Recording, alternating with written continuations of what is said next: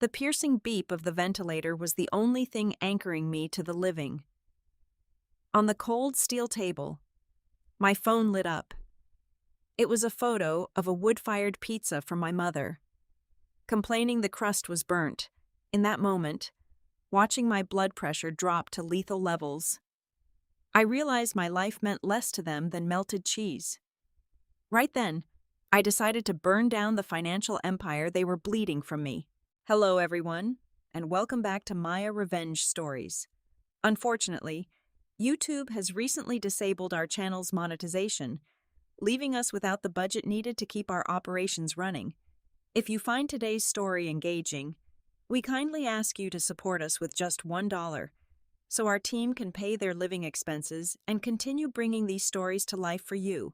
You can support us by scanning the QR code on your screen or by clicking the donation link down in the description or the comments section. Thank you so much for listening. My name is Janet Wolfe. I am 32 years old, and up until the moment my throat closed, I thought I was invincible. It was supposed to be the most important night of my career. The grand ballroom of the city's most exclusive hotel was filled with venture capitalists and investors. I was wearing a silk dress that cost more than my first car, holding a glass of champagne, and pitching the final round of funding for my logistics company. Everything was perfect. Then, I took a bite of a seemingly harmless stuffed mushroom from a passing silver tray.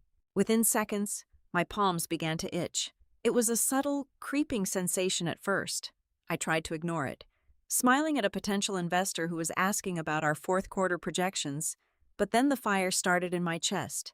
My windpipe constricted as if invisible hands had suddenly clamped down around my neck. I dropped my champagne glass.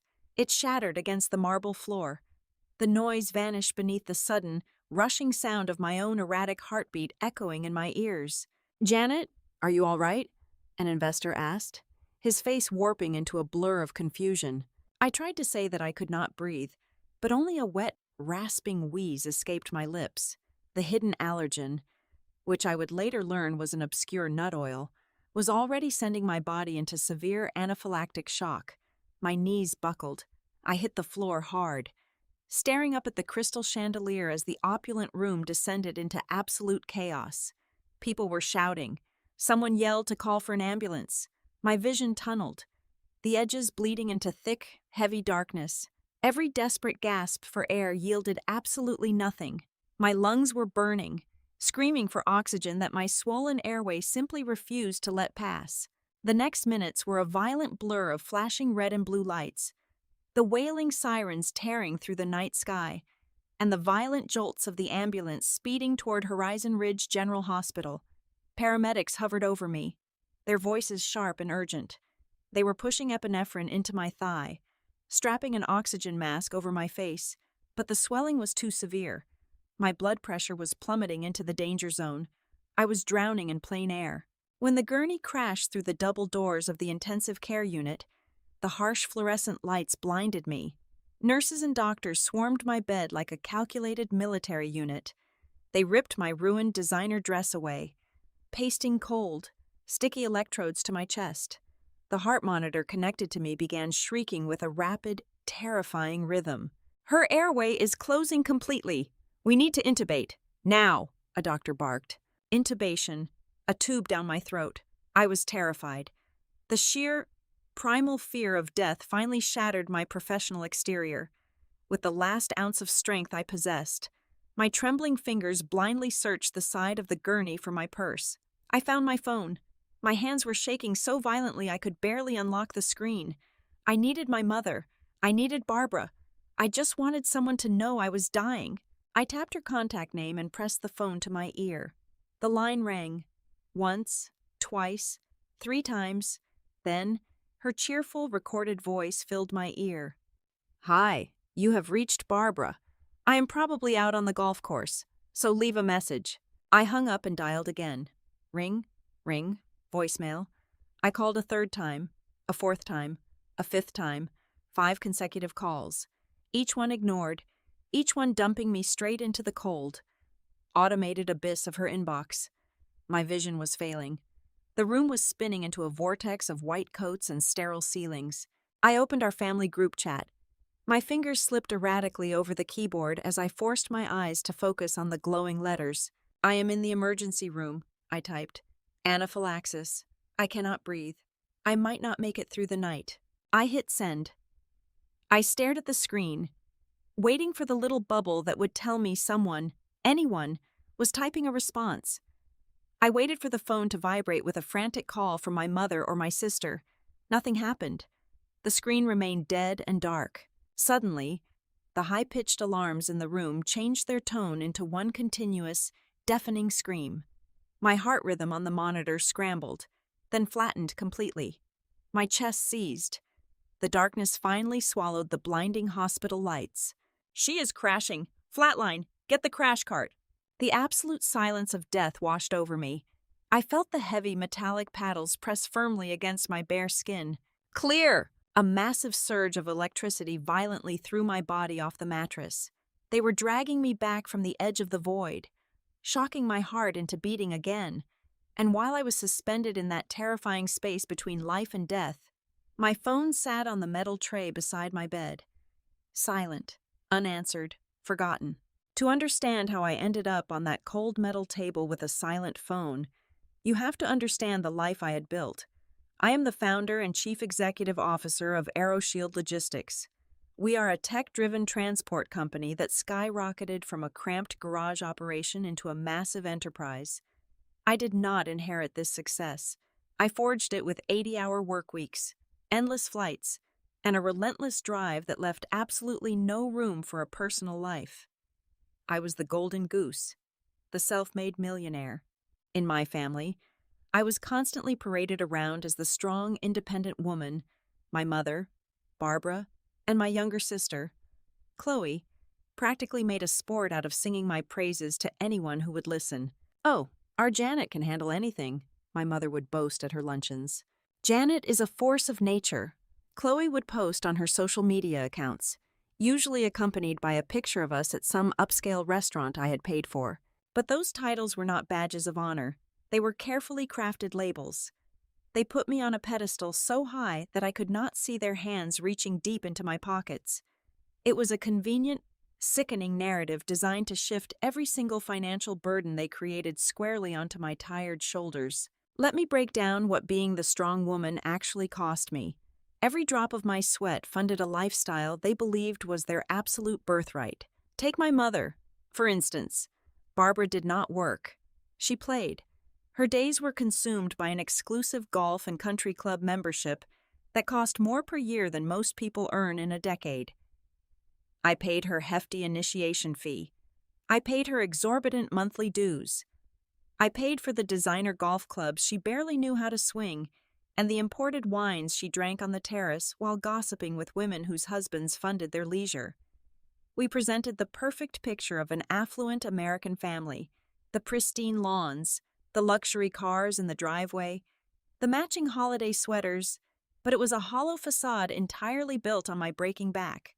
Then there was Chloe, my darling younger sister who decided she was meant to be a fashion entrepreneur. Despite having zero business sense and a terrible work ethic, she opened a high-end clothing boutique in the Cresthaven district, the most expensive retail neighborhood in the state. The store bled money from day one. It was a vanity project filled with overpriced inventory that nobody bought. Yet, every single month, when her landlord threatened eviction, my phone would ring. I was the one transferring thousands of dollars to cover her rent, her utilities, and her payroll.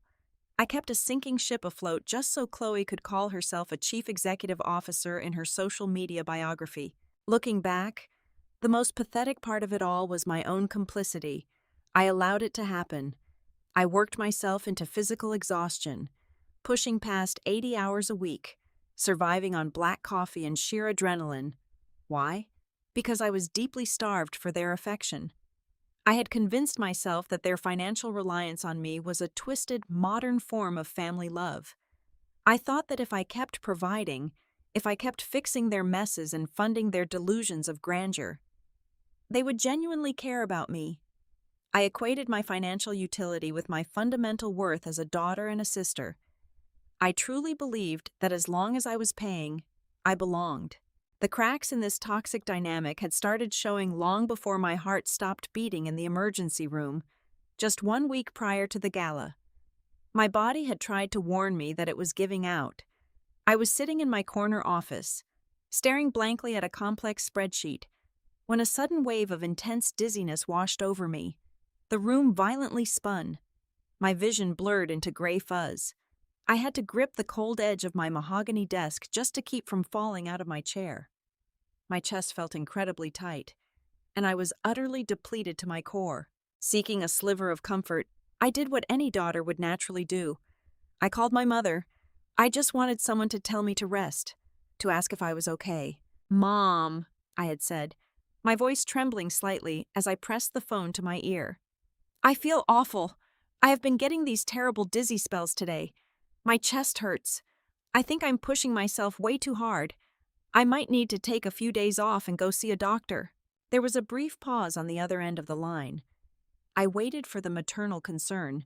I waited for her to tell me to stop working immediately and take care of my failing health. Instead, she sighed loudly into the receiver. "Oh, Janet, you are always so dramatic," she said dismissively, her tone laced with annoyance. "You just need a good night of sleep. Drink some water. Listen, while I have you on the phone, the contractor just finished the pool upgrade for the weekend party. They need the final payment today. Can you wire the funds this afternoon? I cannot have the party looking cheap for the neighbors." She completely ignored my failing health. My physical pain was nothing more than an inconvenient interruption to her lavish landscaping schedule. I swallowed the heavy lump in my throat, blinked away the exhaustion, and wired the money. I bought the imported pool tiles, the custom underwater lighting, the expensive patio furniture. I bought all of it, hoping that underneath her cold demands, she still loved me. I was a fool. I was financing a beautiful, glossy American dream for a family that viewed me as nothing more than a heavily insured bank account. 24 hours. That is how long I lost to the heavy, dreamless void of medical unconsciousness. When I finally opened my heavy eyelids, the chaotic, violent symphony of the emergency room had been replaced by the quiet, rhythmic hissing of a mechanical ventilator. I was alive, but my body felt incredibly alien, as if I had been submerged in a bath of wet concrete. Wires crisscrossed my bare chest, and thick, transparent tubes snaked out from the fragile veins in both of my arms, dripping clear fluids directly into my bloodstream. I tried to swallow, but a razor-sharp agony instantly ripped through the back of my throat. The emergency intubation tube they had shoved down my windpipe to save my life had severely bruised my vocal cords. I could not speak. I could not even produce the faintest whisper. I was trapped in a silent, sterile prison, left completely alone with the crushing, terrifying weight of my own thoughts. The reality of what had happened the night before settled over my paralyzed body like a suffocating lead blanket. My heart had stopped beating. I had actually died on that cold metal table. A kind-faced nurse with deep bags under her eyes noticed that I was finally awake. She walked over, gently adjusted my thin hospital blankets, and expertly checked the glowing monitors surrounding my bed. "You gave us quite a scare there, honey," she whispered softly, offering a warm, sympathetic smile that I desperately needed. "You are in the intensive care unit. You suffered a severe anaphylactic shock, but you are perfectly stable now. Just try to rest." She reached over to the plastic bin sitting on the bedside table, which held the personal belongings they had recovered from the gala. She pulled out my phone and placed it gently in the palm of my trembling hand. "I will leave this right here in case you want to reach out to your family," she said, before quietly stepping out of the dim room. My family? The memory of those 5 desperate, unanswered phone calls flooded my aching mind. My hands shook violently as I gripped the smooth, cold metal of the device. Surely, by now, they knew the truth. Surely, they had seen my frantic final text message in the group chat. The one where I explicitly told them I was suffocating and might not survive the night. I braced myself for the overwhelming avalanche of missed calls, the panicked voice messages, the desperate texts demanding to know which hospital I had been taken to. I fully expected to read that Barbara was pacing the waiting room outside, demanding the doctors let her see her eldest daughter. I unlocked the screen. The sudden brightness stung my sensitive eyes. I blinked against the harsh, blue light and looked straight at my notification center. Nothing. I stared at the glowing screen, my mind struggling to process the blank space in front of me. There were no missed calls from my mother. There were no frantic text messages from my younger sister. The emergency contact list I had carefully set up on my phone had not been utilized by anyone. I opened my call log just to be absolutely certain my eyes were not deceiving me. The last outgoing calls were the 5 times I had desperately tried to reach Barbara the night before. 0 incoming calls. A heavy, sickening feeling began to pool deep in the pit of my stomach, colder than the intravenous fluids entering my arm. I opened our family messaging application. There was a single notification icon resting on our group chat. My thumb hovered over it for a painfully long second. Maybe they were just busy coordinating a flight to the hospital. Maybe they were simply too scared to call me directly and were texting each other for medical updates. I tapped the chat open. What I saw was not a frantic inquiry about my life or death. It was a photograph. It was a high-resolution, perfectly lit picture of an artisanal wood-fired pizza resting on a rustic wooden serving board.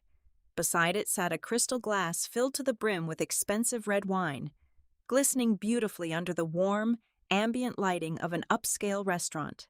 Directly beneath this meticulously staged photograph was a message from my mother. The crust is a bit burnt on the edges, but the wine pairing at this new Italian place downtown is absolutely wonderful. Hope the gala went well. Do not work too hard. Janet. I read the words again, and again. I looked closely at the digital timestamp. She had sent this picture exactly 2 hours after I had sent my desperate plea for help. She had seen my message about dying in the emergency room, completely ignored it, and proceeded to complain about the charred edges of her overpriced appetizer. Before my exhausted brain could even fully process the sheer, unadulterated magnitude of that betrayal, a second message popped up on the screen. It was from Chloe. Yes, the pizza looks amazing. Mom. Oh, hey Janet. Glad you are having fun at the work thing. Just a quick reminder. I need you to transfer the monthly deposit for the boutique by tomorrow morning. The landlord is being super annoying again. Thanks, bestie.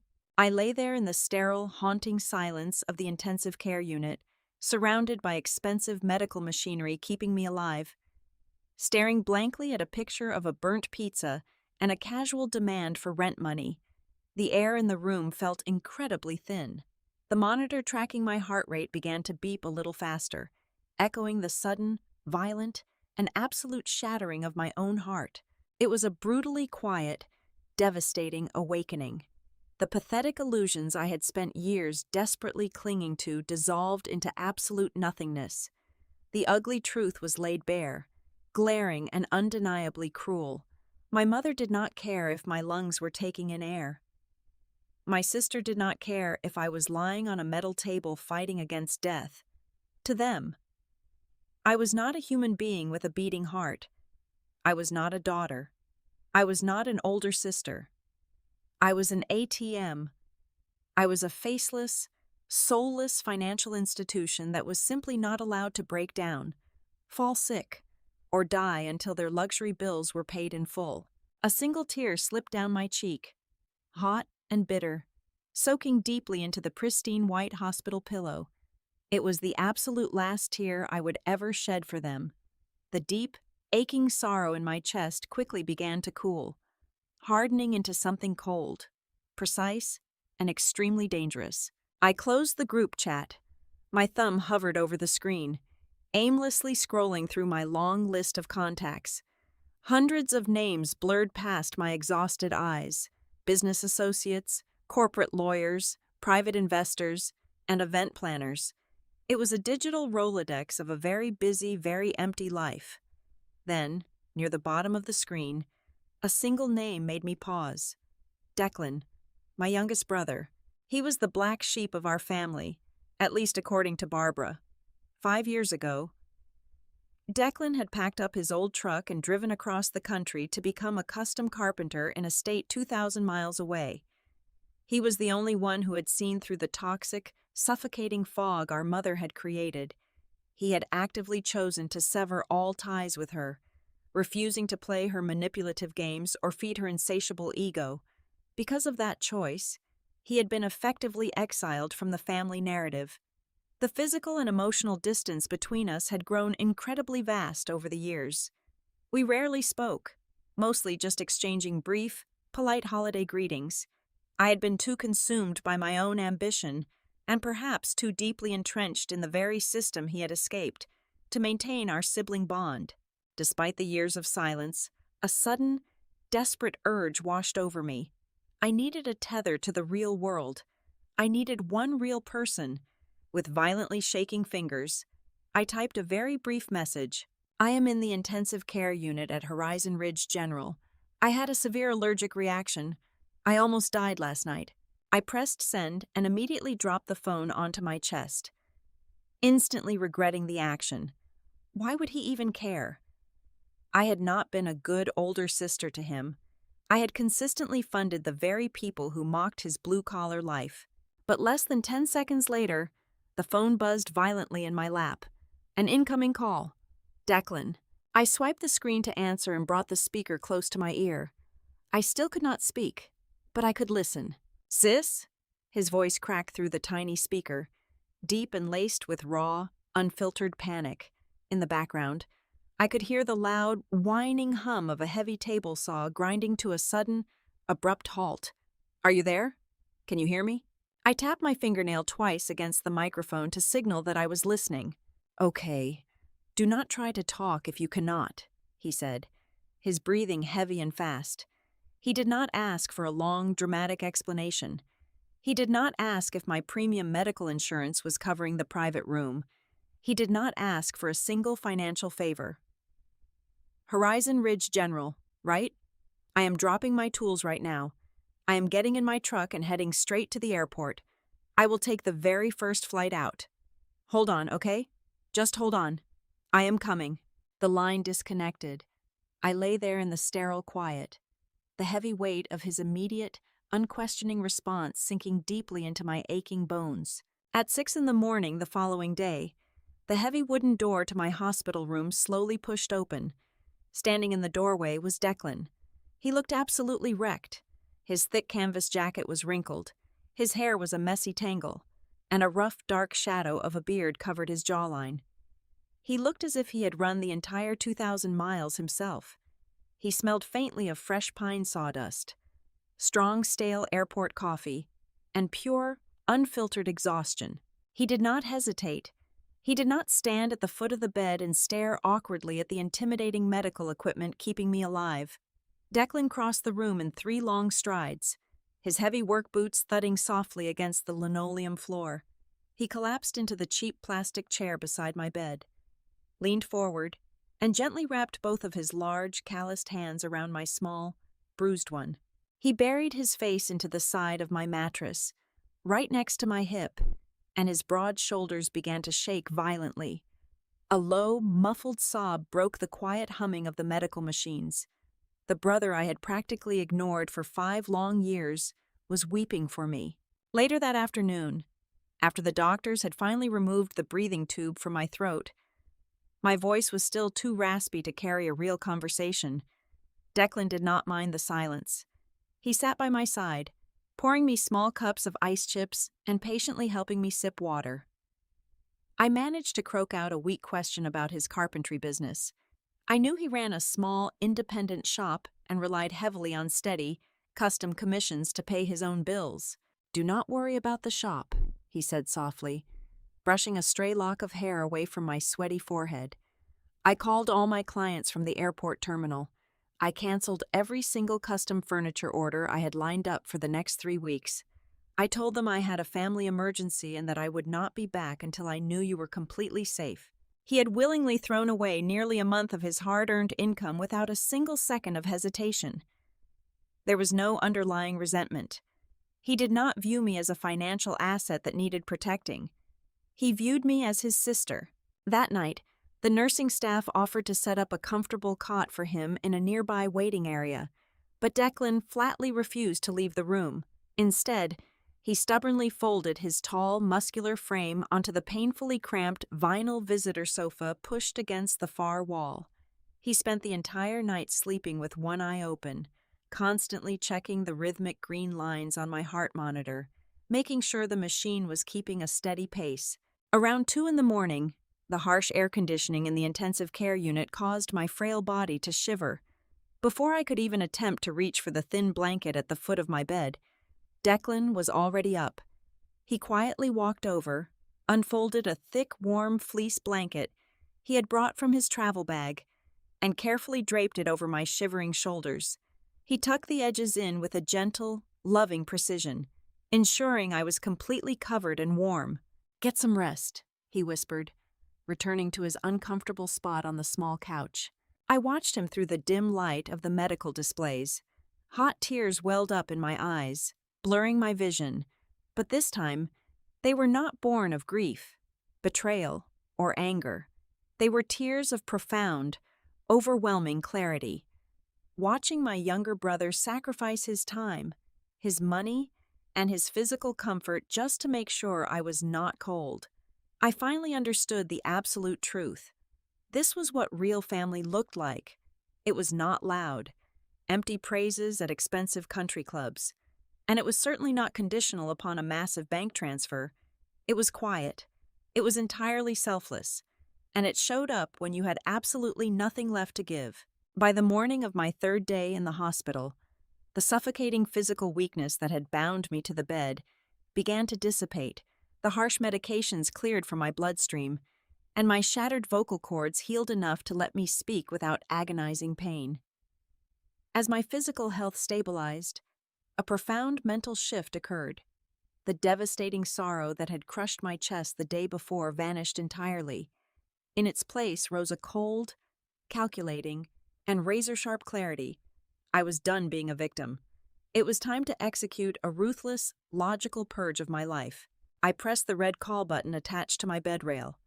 When the daytime nurse walked into the room, I did not ask for pain medication or more ice chips. I politely asked her to fetch my phone so I could make a highly confidential business call. I dialed the direct line for Mr. Sterling, my chief legal counsel and the head personal wealth manager at my company. Mr. Sterling was a sharp, fiercely loyal man who had helped me build my corporate empire from the ground up. He answered on the very first ring. I gave him a brief summary of my location and instructed him to bring his encrypted laptop, a portable printer, and my complete estate portfolio.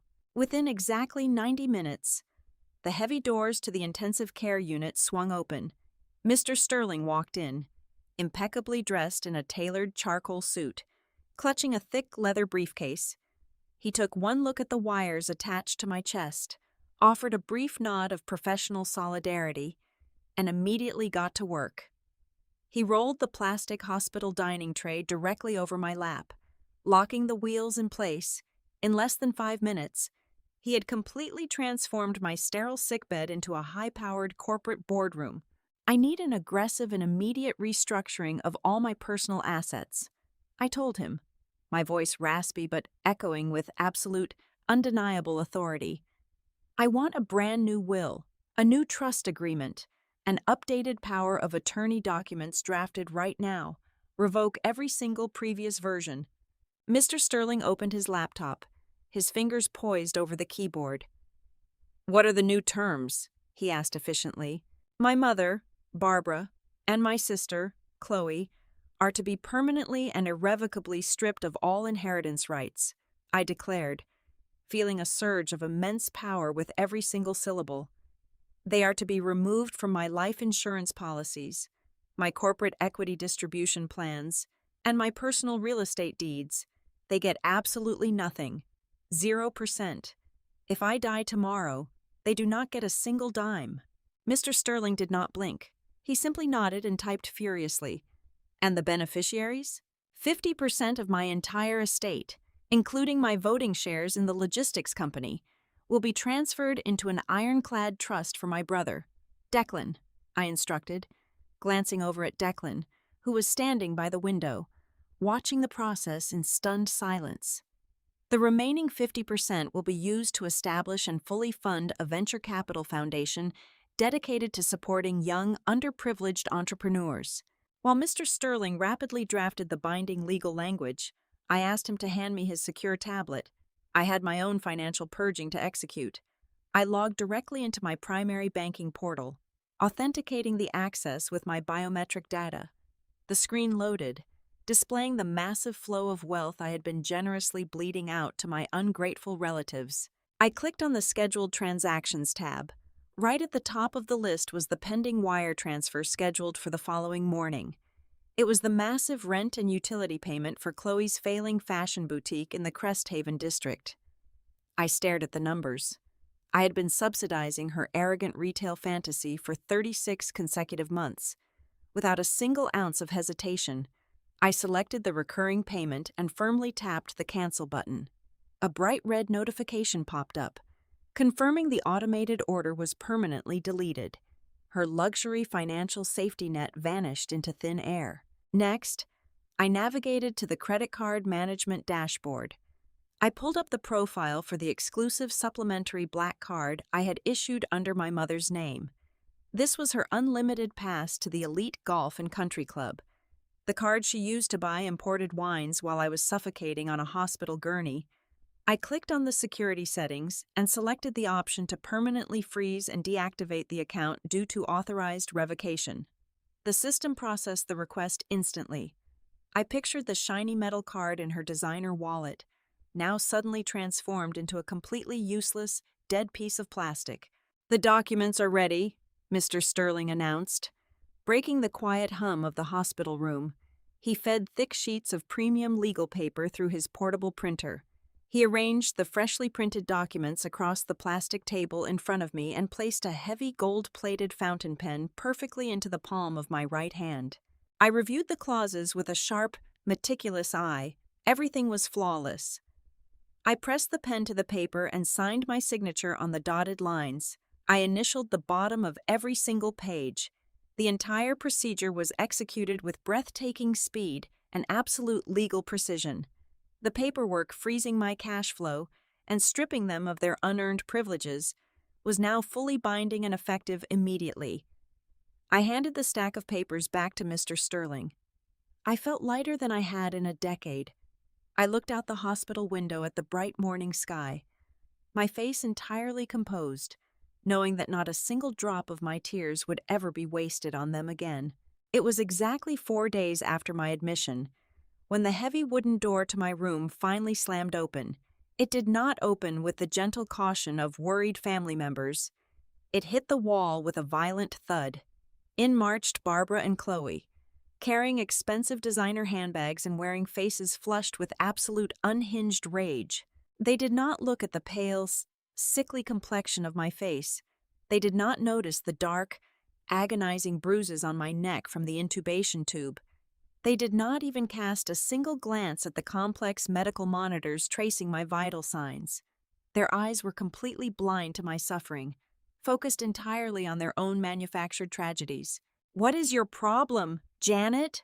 Chloe screamed, her shrill voice echoing sharply against the sterile hospital walls. "My landlord just walked into the boutique and handed me a formal eviction notice right in front of my employees. I tried to run the backup card you gave me, and it was completely declined. He gave me 24 hours to vacate the premises." Barbara aggressively pushed past her, her face contorted in utter indignation. "And you? Do you have any idea how completely humiliated I was this morning? I was sitting on the clubhouse terrace with the ladies, ordering our usual expensive brunch, and the waiter came over to tell me my supplementary account was frozen. The general manager actually came out to tell me my card was invalid. I had to leave my entire cart of groceries at the luxury market yesterday, too. Is this some kind of sick, twisted prank you are playing because you are stressed from work?" I did not flinch. I did not raise my voice. I simply let them air out their pathetic, entitled grievances. When they finally ran out of breath, panting heavily in their designer outfits, the room fell into a dead silence, broken only by the steady, rhythmic beeping of my heart monitor. I slowly reached for my phone resting on the bedside table. I unlocked the screen and opened the family group chat. I maximized the image and calmly turned the screen around, holding it up high so they could both see it clearly. "Do you know what this is?" I asked. My voice was perfectly steady, but cold as ice. They both blinked, entirely confused by the sudden shift in the conversation. "This is an artisanal wood-fired pizza," I stated, staring dead into my mother's eyes. "You complained that the crust was burnt. You sent this exactly 2 hours after I told you my throat was closing and I was dying in the emergency room." I slowly lowered the phone, letting the crushing weight of my words settle over the room. "While you were sipping expensive red wine and whining about charred dough." My heart completely stopped beating. A team of doctors had to use a heavy defibrillator to send massive electrical shocks through my chest just to drag me back to the land of the living. And the very next morning, while I was trapped on a mechanical ventilator unable to even speak, Chloe demanded her rent money. I picked up the thick, heavy manila folder containing the legal documents Mr. Sterling had finalized the day before. With a sharp flick of my wrist, I tossed it directly onto the plastic hospital tray between us. It landed with a heavy, satisfying smack. "You both loved calling me strong. You loved calling me independent," I continued, my tone dripping with absolute disdain. "But what you really meant was that I was highly profitable. Well, I have some terrible news for you both. The automated teller machine is officially out of order, permanently." Barbara stared at the folder, her perfectly manicured hands trembling violently as she opened the cover. Her eyes darted wildly across the heavy legal jargon. Chloe leaned over her shoulder, her mouth dropping wide open as she read the strict clauses detailing the complete revocation of their inheritance, the frozen accounts, and the absolute termination of their financial access. "You cannot do this to us," Barbara whispered. The fierce, entitled anger instantly drained from her face, replaced by sheer, unadulterated terror. "Janet, please, we are your family. We just did not realize how serious it was." "You are not my family," I replied smoothly, feeling an overwhelming surge of liberation. "You are parasites, and I have just been cured of the infection. All of your access is revoked. The trust funds, the credit cards, the inheritance. You get 0%. You are entirely on your own." I pressed the red call button attached to the side of my bed. When the front desk nurse answered over the intercom, I did not hesitate. "I have 2 unauthorized visitors in my room who are causing a severe disturbance. Please send hospital security to escort them off the premises immediately."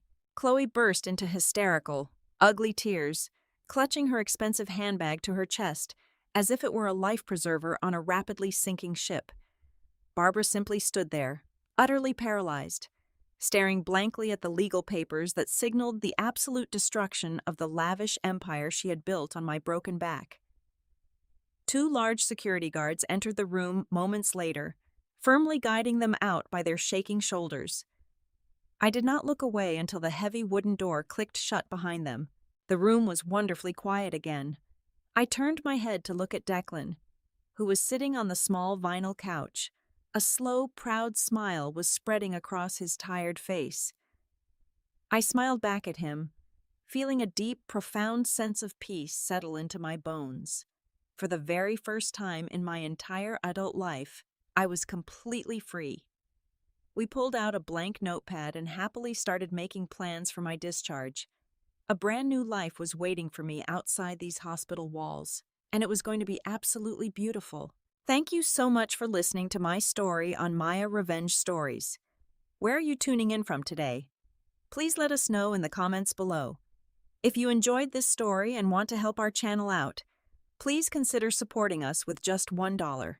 Your donation helps our team pay their salaries, feed their families, and continue creating even better stories to serve you.